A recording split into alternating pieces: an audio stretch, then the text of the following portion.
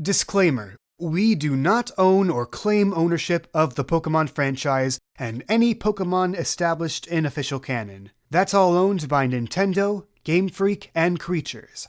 This is just a podcast made by 4 friends who love Pokemon. It's our love letter to a franchise most of us grew up with, so please go support the official release. Previously on PKMN Legacy.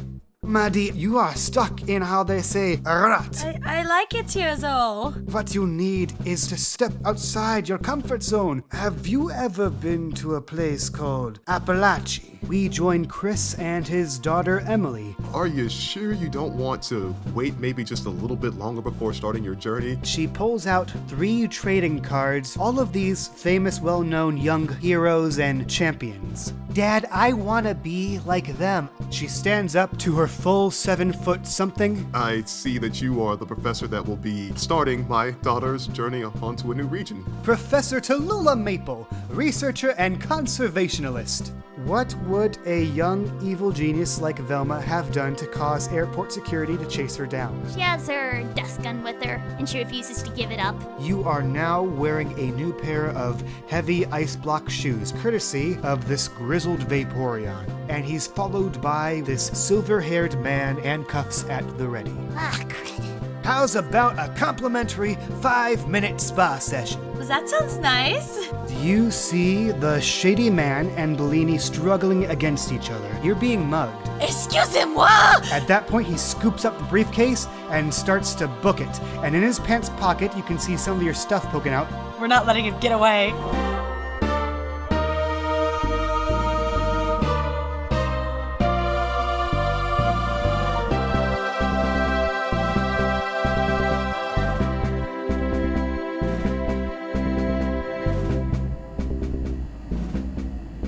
Velma, you are being detained in a secure room somewhere in the airport. Table, 2 chairs, the classic interrogation setup. Both minion and your blaster have been confiscated, and it's just you now. The door opens, and the silver-haired man from before steps in. He sets down some papers on the table next to the phone, and takes a seat opposite of you. Now then, would you care to officially share your last name? Or shall we stick to Velma for now?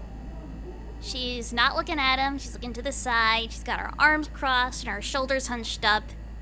Just put Velma. Well, Velma, my name is Captain Levi, and you have just ruined my entire evening off. Let's see. Evading security officers. Uncontained Pokemon in restricted space. Oh, but my favorite has to be all the paperwork I'll have to fill out because of this unlicensed firearm, which just happens to be some sort of discount school science fair project. Okay, mister, first of all, he is my best friend, he is my minion, and he is everything. He is not going in a Pokeball. Second of all, that science fair weapon is of my own invention. It uses poison Pokemon spores as projectiles, and it is a complete and total reuse of Pokemon resources. And also, it's not my fault that your security guards didn't realize it was my own invention. I made the thing. I should be allowed to carry it. As much as I love to waste my time with this banter, I have a better idea. And he presses a button on the phone, and the intercom light blinks on. Officer Jenny, do you still have her contact list up? Yes, sir. I'd very much like to speak to a Dr. Piale. Come on. Is it that bad? I mean... Not too anxious to tell your mother about your first day here, then. No. Then cut the sass. If you'd kindly. She kind of rolls back in her seat and she defeatedly says, "What do you want?" I am an understanding man, Miss Piale. I am willing to write off these juvenile antics with a simple warning. But that still leaves the matter of this. And he pulls out your passport. Now, most parents register new trainers under an individual permit, allowing them to explore the region on their own. Your mother, however, seems to trust you about as much as I do. and has registered you under a group permit. And you came alone. She swings one arm around the back of their chair. It's so stupid. Why do you need to be in a group? Listen, the freaking hipsters I was with went into a dust tox from a detox. You expect me to travel a whole region with bozos like that? What I expect is that if you fail to finalize your permit with 2 other group members present at the trainer bureau by the end of the day, your pending permit will expire. You will be unable to re-register until the following year. And I will personally kick you out of this region back home to dear old Mum. And I expect, Miss Piale, that I will enjoy that very much.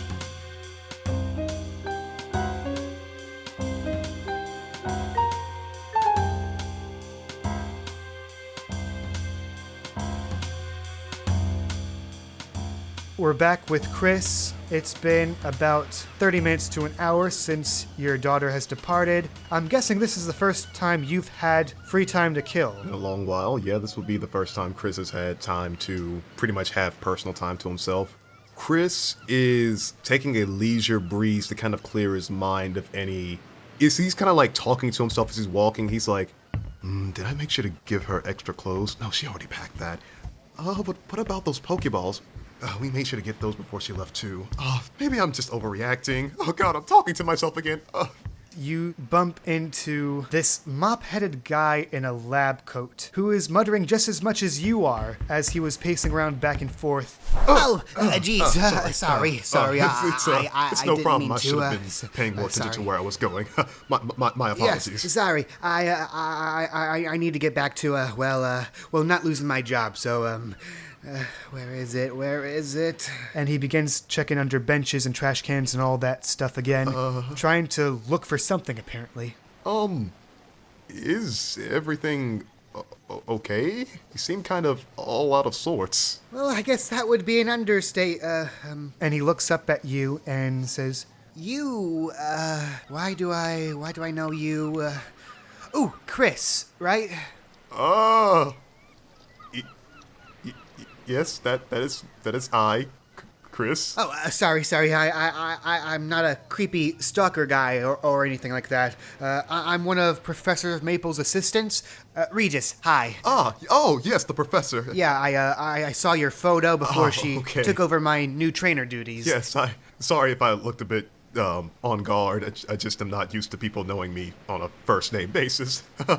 Sorry, I just, look, I'm kind of desperate here. Can you keep a secret? Can I keep a secret? Yes, can you? Oh, no, that was sorry. Gosh, I really need to work on my sarcasm. Yeah, no, I can keep a secret. Well, so I'm supposed to pick up a shipment, a briefcase, and I did, and I had it, but I don't anymore, and I really need it. Hey, one thing at a time. You said something about a missing briefcase? Right. Sorry, I have trouble keeping calm. I get real jittery real easy.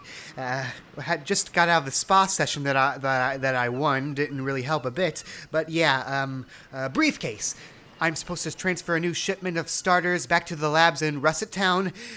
But somewhere here in Port Gala, I just went up and lost it. And that's not very good. Hey, I have my Houndoom Ginger. She's pretty good at finding things, and she has a pretty acute nose, but I'm not sure if you have anything scent-wise. Actually, you know what? No, she could just sniff you if you were holding the briefcase, and she'd be able to find it, if you'd be okay with that. Yeah. No, yeah, by all means. You let out Ginger, and I want you to roll a careful in proxy of Houndoom.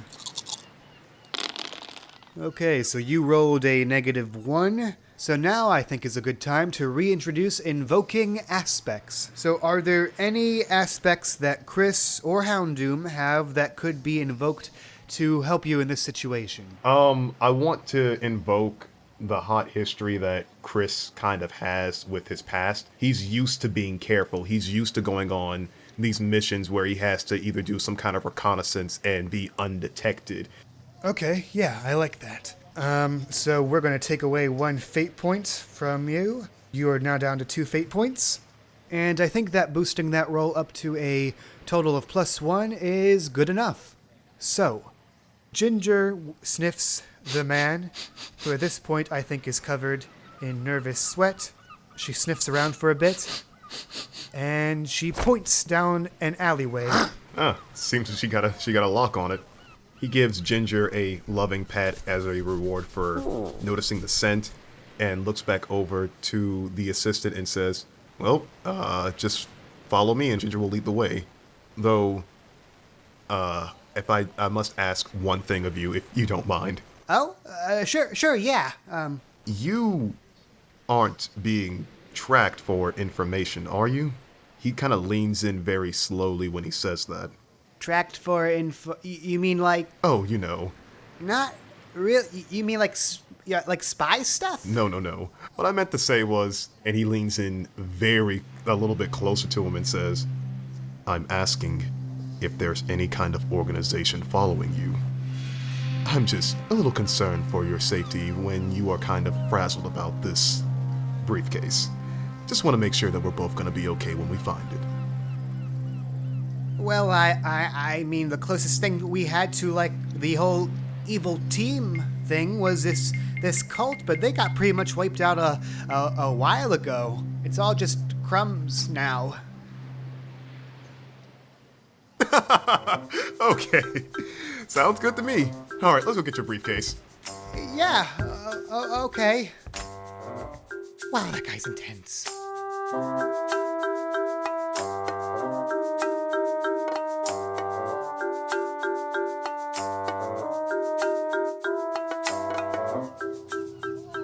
So Velma, you are up and about in Port Gala, and you are faced with the most difficult challenge you have ever faced: making new friends. How are you gonna do that? So Velma looks nervously out of the port, surveying the horizon, thinking, how hard can it be to make friends? I mean, it's not like you've never made a real friend before, but it's pretty much just, walking up to someone saying, "Hey, how you doing?" So she looks around and tries to find someone who looks like they're alone or might be looking for another companion somehow. Let's have you make a heart check to determine how this goes down. All right, heart check.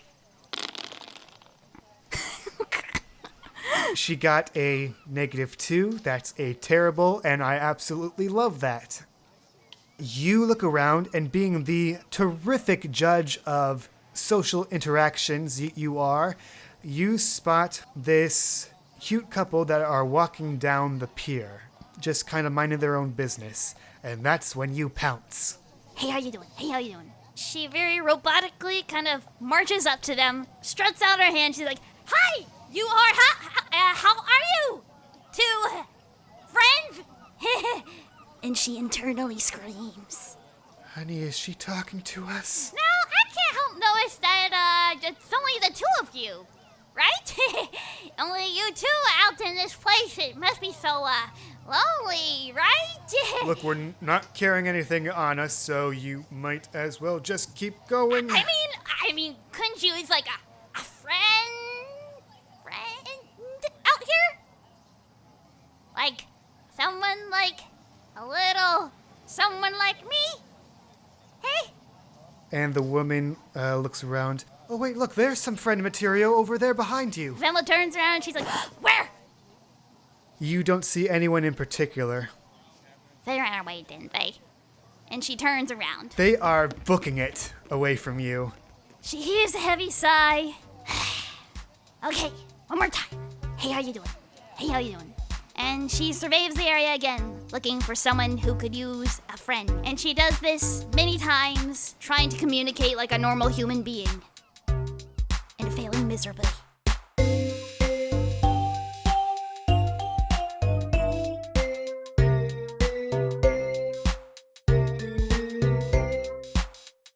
Hello, KayVox here. Welcome back to the pause menu. Time for some news and stuff. Big thanks to Goody's Serenade for voicing Captain Levi. Goody is actually one of the 6 original playtesters. Their campaign started a few years ago, well before this podcast. Same basic story, completely different player characters, and some other stuff. So it was really nice to bring him into the podcast as a little cameo, as an NPC. Maybe later down the line you'll meet the other playtesters if the story allows. Also would like to let you guys know I'm going to be setting up a Patreon to help with production costs. Now, it does not mean that this podcast will be behind a paywall or anything. You're still going to be able to listen to the podcast for free. It's just to help with upkeep for the software I use to edit, the podcast platform I use to distribute the stuff, etc., stuff like that. If all goes well, the Patreon should be up by next episode. And let me know what sort of rewards you might like. I can't guarantee that we'll be able to offer exactly what you want, but suggestions do help. So, plugs for other projects. Nothing for us to announce at the moment, except that you are pretty neat. So congrats on that. Alright, next episode is scheduled to go up in 2 weeks from now on February 20th. But we still have another half of the episode to get back to, so unpause. We cut back to Madi, who is in pursuit of the shady guy. So remember the chase sequence with Velma back in the airport? We are doing the same gimmick in reverse now. So in this scene, 2 aspects to keep in mind. 1, you are in unfamiliar territory while you're in Port Gala, and 2, he sticks out like a sore thumb. We can use those aspects against each other, but for this first leg, what can you do to try and catch up to him? I think I'm gonna have Bellini use. Can I use like helping hand so I can roll something and like get a +2 on my roll? You know what? That is not usually how it works, but if you pay a fate point, I will let that slide. You know, let's make things interesting. Let's use the fate point. Let's make things interesting. Okay, taking you down to 2 now. Then you go ahead and roll for quick, and just add 2 to that total. Whatever you roll. So 4. But let me Oh no. contest you with his quick. Nope, that's a 2. I'm still faster. This shady guy might know the lay of the land here, but you're also pretty used to navigating urban landscapes like this. He cannot escape you, and you keep hot on his tail. Get back here! How are you sorting fast? I want my voucher!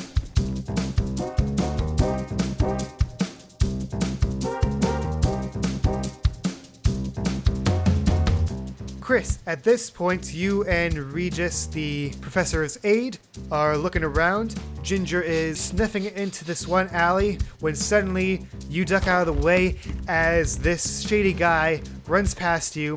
Whoa! Wait, that's the spa guy!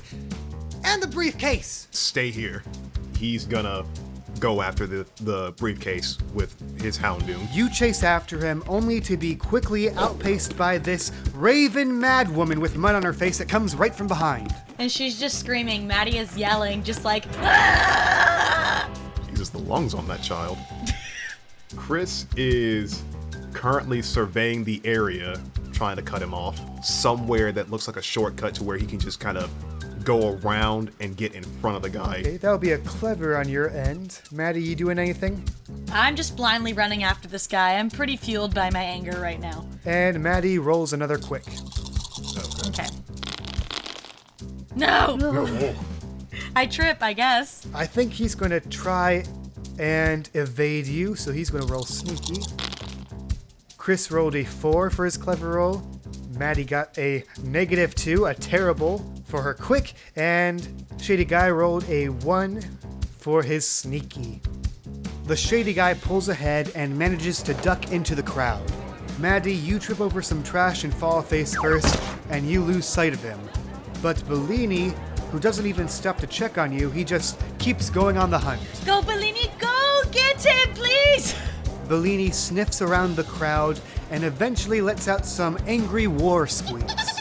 You manage to hear a voice cry out, "Nope, nope, nope, nope, nope!" And you see the Shady Guy burst from his hidey hole and make a break for this alleyway, only to be stopped in his tracks by Chris and Ginger. I want Ginger to use Leer to kind of intimidate him into the point where he's like scared to make another move because he doesn't know what this Pokemon is gonna do. You give Ginger the order, and the Houndoom begins to strike fear into the quarry's heart with her hellish gaze. Like she's like snarling, growling. There's like steam coming out from her mouth. Oh, come on, man. I haven't even done anything to you yet. Chris tackles him to the ground, puts one arm behind his back, his knee near his spine. The less you talk, the better this will go for everyone else. Now drop the briefcase. All right. No talking. But maybe just a whistle. And as he does, you hear the heavy flap of wings as an Aerodactyl swoops down and tackles Ginger into some trash cans and pins her down. Ginger! This moment of distraction gives the shady guy just enough wiggle room to knock you onto your own back and make a break for it. He wants to run, he wants to go after him, but he knows that he can't leave Ginger like that, and he tells Ginger to use Fire Fang. It won't do much damage, but at least it will get it off of Ginger. So Ginger got a 3 for her attacking roll against Aerodactyl's 4 for his defending roll. Ginger manages to leap onto the enemy and try to sink her fiery fangs into it, but it does little to no effect against the Aerodactyl's rocky flesh, and he easily bats her back off and goes to rejoin with his trainer. Chris runs over to Ginger to survey her and trying to find to see if there's anything like damaging, any kind of like internal damage or physical damage on her. From the looks of it, not even a scratch. She is fine. Thank the heavens. But he looks over at the Aerodactyl to where it's flying towards. He's looking back to Ginger to make sure she's still okay to kind of go after them. She is. She's raring to go. Let's do this! And the two of you pursue the Aerodactyl, closely followed behind by Madi and Bellini. It's become personal. And let's cut over to Velma, who I think is still looking for friends at this point. Indeed. Oh look, a friendly guy with yellow tank top and shaggy sideburns is running right towards you. She picks herself up. She's like, okay, I can do a second of this. She like stomps in front of him and says, hey, you want to be friends? He pushes you right to the side and onto the ground. Out of the way, you little brat! He runs right past you, clutching a briefcase close to him. And he's followed by an Aerodactyl, and an old guy, and a Houndoom, and a crazy mud lady, and a Minchino. And what do you do? After getting back up, she is pissed, glaring in the guy's direction, and she makes a dash for it after the guy. All right, leg 3 of the chase. What you guys gonna do? Can I throw Bellini at the Aerodactyl and have her use Pound? Oh no. Yeah, go ahead. Dang it. So you throw Bellini up into the air, and he descends on the Aerodactyl, trying to slap him down with his tail. But fluff types are weak against rock types. So he just kind of bounces right off and back onto the ground, joining you with the chase again. Chris and Velma, what do you guys do? As he saw this man push aside a very tiny child, and it kind of sets him off because he doesn't like, kids getting hurt.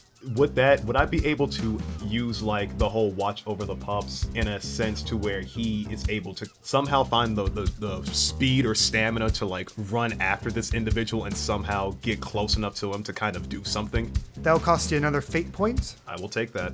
I will do that. You're down to 1 fate point. And so go ahead and roll quick. No. Ooh. Alright, so you rolled a 0 first. I'll either let you add 2 or re-roll that.